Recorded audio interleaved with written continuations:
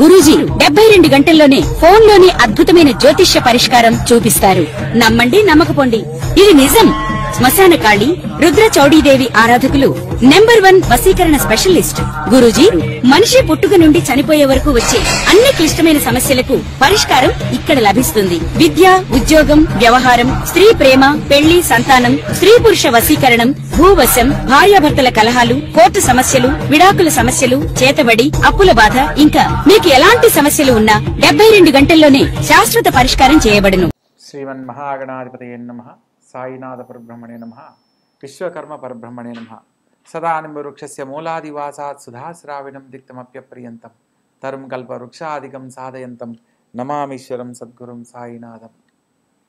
ముఖ్యంగా మనము ప్రస్తుత కాలంలో వివాహ జీవితానికి సంబంధించి జ్యోతిష్ రీత్యా ఒక్కొక్క రాశి వారు కొన్ని సందర్భాలలో అనుకోని కళ్యాణ సమస్యలను ఎదుర్కొంటూ ఉన్నారు. కొందరి జీవితాలలో కళ్యాణం కాలేదని ఒక సమస్య అయితే, కొందరి జీవితాలలో కళ్యాణం అయిన తర్వాత రీక్యాప్ తీసుకోండి. కొందరి జీవితాలలో కళ్యాణం అయిన తర్వాత సమస్యలతో ఇబ్బంది పడుతున్న వారిని మనం చాలామందిని గమనించాం. అటువంటి సందర్భంలో అసలు ఈ వివాహ జీవితానికి సంబంధించిన సమస్యలు ఏ ఏ గ్రహాల కారణంగా ఎదుర్కోవడం జరుగుతుంది, మనము కళ్యాణానికి సంబంధించి, పిల్లలకు సంబంధించి, భవిష్యత్తులో వివాహ జీవితానికి సంబంధించిన సమస్యలు రాకుండా ఉండడానికి ఏదైనా పరిహారం ముందుగా చేసుకునే అవకాశం ఉందా లేదా అన్న విషయాన్ని కూడా మనం తెలుసుకోవచ్చా, తెలుసుకునే అవకాశం ఉందా లేదా అనేది కూడా మనం ఇప్పుడు వివరంగా తెలుసుకుందాం.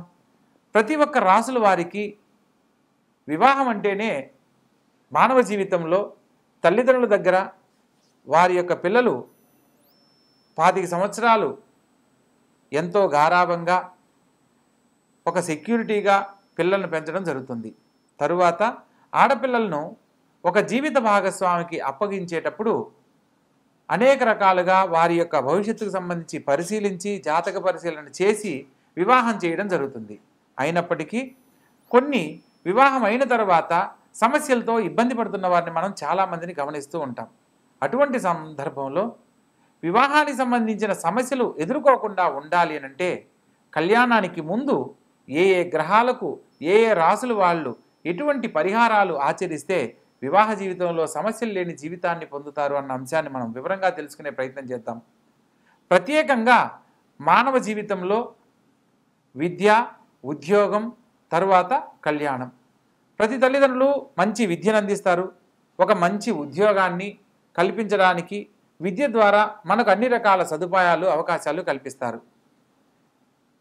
విద్యా ఉద్యోగంతో పాటు వివాహం అయిన తర్వాత వారికంటూ ఒక కుటుంబం, జీవితం ఏర్పడుతుంది. కాబట్టి ఆ వివాహ జీవితానికి సంబంధించి ఎటువంటి జాగ్రత్తలు తీసుకోవాలి, కళ్యాణానికి సంబంధించిన విషయాలలో మనం ఏ ఏ పరిశీలనలో సమస్యలు లేని జీవితాన్ని పొందుతారు అన్న అంశాన్ని తెలుసుకునే ప్రయత్నం చేద్దాం.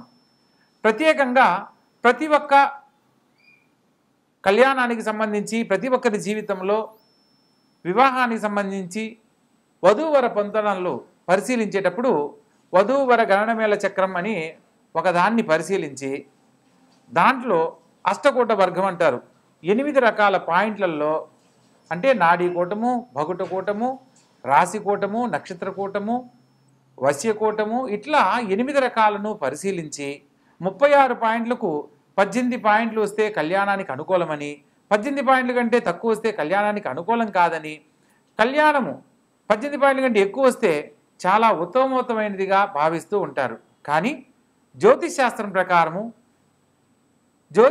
ప్రతి ఒక్కరి జీవితంలో వివాహానికి సంబంధించి వీరికి వివాహం చేయవచ్చు అని తెలుసుకోవడానికి ఒక సాధారణ పట్టిక మాత్రమే. ప్రత్యేకంగా సప్తమ స్థానాన్ని, కలత్ర స్థానాధిపతి ఉన్న స్థానాన్ని బట్టి మాత్రమే వివాహ జీవితంలో వారు ఎటువంటి స్థితిగతులు పొందగలరో వివరంగా తెలుసుకోవడానికి అవకాశం ఉంటుంది అనేది జ్యోతిష్ శాస్త్రం పరిజ్ఞానం ఉన్న మాలాంటి వారు మాత్రమే దీని గురించి పరిశీలనలో వివరంగా తెలియజేయడానికి అవకాశం ఉంటుంది. జ్యోతిష్ శాస్త్రంలో మనకు ఏదైనా ఒక పంచాంగం కొన్నప్పుడు అందులో వధూవర గణనమేళ చక్రం అని వధువు యొక్క పట్టిక నిలువుగాను, వరుడి యొక్క పట్టిక అడ్డంగాను నిర్మాణం చేసి అందులో కొన్ని సంఖ్యల ఆధారంగా ఈ యొక్క లైన్కి ఆపోజిట్ లైన్లో వరుడి యొక్క నక్షత్రాన్ని బట్టి ఒక సంఖ్యను కేటాయించి వీరికి ఇన్ని పాయింట్లు వచ్చాయని చెప్పి చెప్పడం జరుగుతుంది. కేవలం పాయింట్లతోనే వివాహ జీవితాన్ని నిర్ణయించకూడదు అన్న సత్యాన్ని తెలుసుకొని వివాహానికి సంబంధించి వారి ఇరువురి జాతకాలలో సమస్యలు లేని జీవితాన్ని అందించాలి అని అంటే ఏదైనా జాతకంలో దోషాలు ఉన్నప్పుడు దోషాలను ప్రత్యేకంగా వాటి యొక్క పరిహారాలను ముందుగా తెలియజేసి ఆ తర్వాత వివాహం చేయడం వల్ల సమస్యలు ఉండవు అనేది తెలుసుకోవాలి. ప్రత్యేకంగా మనం ఇన్ని రకాలుగా చెప్తున్నాం, పాయింట్లను బట్టి పరిశీలన చేస్తాం. అదేవిధంగా జ్యోతిష్ శాస్త్రంలో జాతక చక్రాన్ని బట్టి పరిశీలన చేస్తాం. కానీ మరొక తెలుసుకోవాల్సిన విషయం ఏంటంటే ఎప్పుడైతే ఆడపిల్ల మెచ్యూర్ అవుతుందో పుష్పవతి అయిన తర్వాత ఆ రోజు ఉన్న నక్షత్రము చేసుకునే భర్త నక్షత్రం ఒకటి కాకూడదు. ఇది జ్యోతిష్ శాస్త్రంలో సప్తమ స్థానాన్ని బట్టి మనం చెప్పడానికి లేదు. అదే వధూవరుల గణనవేల చక్రాన్ని బట్టి చెప్పడానికి లేదు. మనం ఎన్ని రకాలుగా చూసినప్పటికీ కూడా ఈ యొక్క విధానంలో కూడా అమ్మాయి యొక్క మెచ్యూర్ అయిన రోజు ఉన్న నక్షత్రము చేసుకునే భర్త నక్షత్రం ఒకటి కాకూడదు. అలా ఉన్నప్పుడు మాత్రమే వివాహం చేయాలి. అదేవిధంగా జన్మలగ్నానికి ఆ అబ్బాయి కానీ అమ్మాయి కానీ పుట్టిన జన్మలగ్నానికి అష్టమ లగ్నం అనేది వివాహానికి పనికిరాదు అన్న అంశాన్ని తెలుసుకొని వివాహం చేయాలి.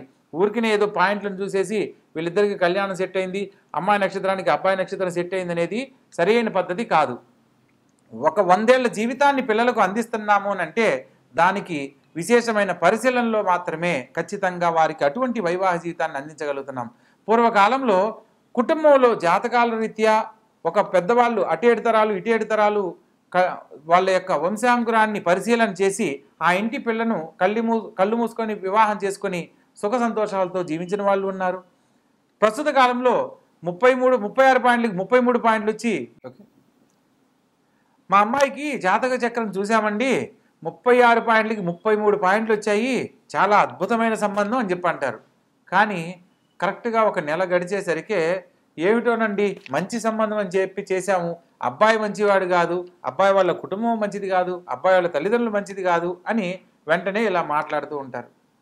కొందరు తల్లిదండ్రులు అయితే ఎన్ని సంబంధాలు చూసినా పిల్లలకు కుదరట్లేదని సిద్ధాంతం తెలిసిన వారి దగ్గరికి వచ్చి గురువుగారు ఎలాగైనా మా అమ్మాయికి చాలా అంటే 1.5 సంవత్సరం తర్వాత ఈ సంబంధం వచ్చింది, ఎలాగైనా మీరు ఓకే చేయండి, మా అమ్మాయికి పెళ్లి చేయాలనుకుంటున్నాము అని చెప్పి అంటారు. ఇక్కడ వీళ్ళు తీసుకునే తొందరపాటు నిర్ణయాల వల్ల వాళ్ళకేదో అవమానం జరుగుతుందనో పెళ్లికి పోయినా మీ అమ్మాయికి ఇంకా పెళ్లి కాలేదని ఎదుటి వాళ్ళు ఎవరు అడుగుతున్నారని కనుక ఆడపిల్లకు పెళ్లి చేస్తే ఆ పాప సమస్యలతో ఇబ్బందికరమైన జీవితాన్నే పొందుతుంది. ఎందుకంటే అక్కడ ఏదో ఒకటి కాదు సంబంధం చేయాల్సింది. ఆ అమ్మాయికి ఒక 100 ఏళ్ల జీవితాన్ని ఇస్తున్నామనంటే 1-10 సార్లు ఆలోచించి చేయాలి. ఇక్కడ తొందరపాటు నిర్ణయాల వల్ల కొందరు జీవితాల్లో సమస్యలు ఎదుర్కొంటుంటే మరికొందరు జీవితాలలో వివాహానికి సంబంధించి ఈ యొక్క వధూవరుల గణనవేల చక్రాన్ని చూసి మా అమ్మాయికి ఈ సంబంధం ఓకే అవుతుందండి, చాలా బాగుంది, అబ్బాయి వాళ్ళ కుటుంబం చాలా బాగుంది అని చెప్పి చేసేసి తర్వాత ఇబ్బంది పడుతున్న వాళ్ళని మనం గమనిస్తూ ఉంటాం.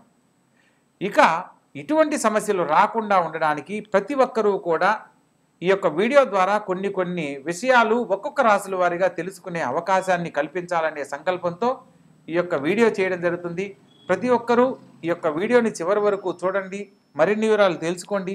మీకు ఏదన్నా సందేహాలు ఉంటే కామెంట్ రూపంలో తెలియజేయండి, వాటి మీద కూడా మరిన్ని వీడియోలు చేయడం జరుగుతుంది. ప్రతి ఒక్కరి జీవితంలో ఆనందకరమైన జీవితాన్ని వివాహ జీవితం ద్వారా అందించాలనే మా యొక్క ఈ ప్రయత్నంలో చూసిన ప్రతి ఒక్కరూ కూడా దీన్ని తెలుసుకొని మరికొందరికి తెలియజేసే ప్రయత్నం చేయండి. ఇక ఒక్కొక్క రాశుల వారిగా మనం వివరంగా తెలుసుకుందాం. వృషభ రాశి. ఈ యొక్క వృషభ రాశి జాతకులకు వివాహ జీవితంలో చక్కని జీవితాన్ని అందించే ముందు వివాహ పొంతలను ఏ విధంగా పరిశీలించాలన్న అంశాన్ని తెలుసుకుందాం. ఈ యొక్క వృషభ రాశి వారికి ప్రత్యేకంగా ఇంద్రియ సౌఖ్యము, ఆకర్షణ, అందానికి ఎక్కువగా ప్రాధాన్యత ఇస్తారు. ఎందుకంటే వృషభ రాశికి అధిపతి శుక్రుడు. ఈ యొక్క శుక్రుడు అధిపతిగా ఉన్న రాశుల వారికి అందానికి ఎక్కువగా ప్రిఫరెన్స్ ఇస్తారు. ఎక్కువగా ప్రతి ఒక్కరూ ఈ యొక్క రాశి వారికి ఆకర్షితులు అవ్వడానికి ప్రధానమైన కారణం శ్రీకృష్ణ పరమాత్మని యొక్క జన్మ నక్షత్రం రోహిణి నక్షత్రం. శ్రీకృష్ణుని యొక్క జీవిత చరిత్రలో ఎంతోమంది ఆ స్వామివారికి గోపికలుగా ఉన్న సంగతి మనందరికీ తెలిసిన విషయమే. ఇక్కడ అందం వల్ల ఆకర్షింపబడడం అనేది మనం ప్రాధాన్యత తీసుకోవాలి. ప్రత్యేకంగా ఈ యొక్క శుక్రుని యొక్క ప్రభావము రాహువుతో కానీ కేతువుతో కానీ కలిసినప్పుడు వివాహ జీవితంలో కొన్ని సమస్యలు ఎదుర్కోవడానికి కారణమవుతుంది. ఈ యొక్క వృషభ రాశికి సప్తమ స్థానం కలత్ర స్థానాధిపతి కుజుడవుతాడు. సప్తమ స్థానం వచ్చేసి వృశ్చిక రాశి అవుతుంది. ఈ యొక్క వృశ్చిక రాశిలో ఉన్న గ్రహాలను బట్టి జీవిత భాగస్వామి ఎటువంటి స్వభావం కలిగి ఉంటాడు అన్న అంశాన్ని మనం వివరంగా తెలుసుకోవచ్చు. అందులో భాగంగా వివాహ జీవితానికి సంబంధించి ఏదైనా సమస్యలు ఎదురవుతున్నాయి అని అంటే ఏ కారణం చేత ఎదురవుతాయి అంటే ప్రత్యేకంగా శుక్రుడితో పాటు చంద్రుడు కలిసిన, శుక్రుడితో పాటు కుజుడు కలిసిన, లేదా శుక్రమహర్దశలో రాహు యొక్క అంతర్దశ లేదా కేతు యొక్క అంతర్దశల్లో సమస్యలు తలెత్తడానికి అవకాశం ఉంటుంది. ఎందుకంటే పెళ్ళైన తర్వాత చక్కగా కొనసాగుతున్న దాంపత్య జీవితంలో మధ్యలో ఇంకొక వ్యక్తి పరిచయం అబ్బాయికైనా అమ్మాయికైనా ఈ యొక్క వృషభ రాశిలో పుట్టిన వారికి శుక్రమహర్దశలో రాహువు కానీ రాహుమహర్దశలో శుక్రుడు కానీ జరిగేటప్పుడు ఈ యొక్క ఇతరులపై ఆకర్షణ అనేది కలుగుతుంది. దానివల్ల వివాహ జీవితంలో కొన్ని సమస్యలు ఎదుర్కోవడం అనేది జరుగుతూ ఉంటుంది. ఇందులో కుజుడు గనక సప్తమ స్థానంలో గనక ఉన్నట్లయితే కోపావేశాలకు లోనయ్యి కొన్ని సందర్భాలలో భర్త మీద కానీ భార్య మీద కానీ కోపంతో ఎదుటివారికి ఆకర్షితులయ్యేలా ప్రవర్తించడము, తద్వారా వివాహ జీవితంలో సమస్యలు తలెత్తుకునేలా చేసుకోవడం లాంటివి కొనసాగుతూ ఉంటాయి. ప్రత్యేకంగా దీనివల్ల ఏమవుతుంది, ఒకరికి దగ్గర అవ్వడం కోసంగా జీవితాంతం కలిసి ఉండవలసిన జీవిత భాగస్వామితో మనస్పర్ధలు ఏర్పాటు చేసుకుంటారు.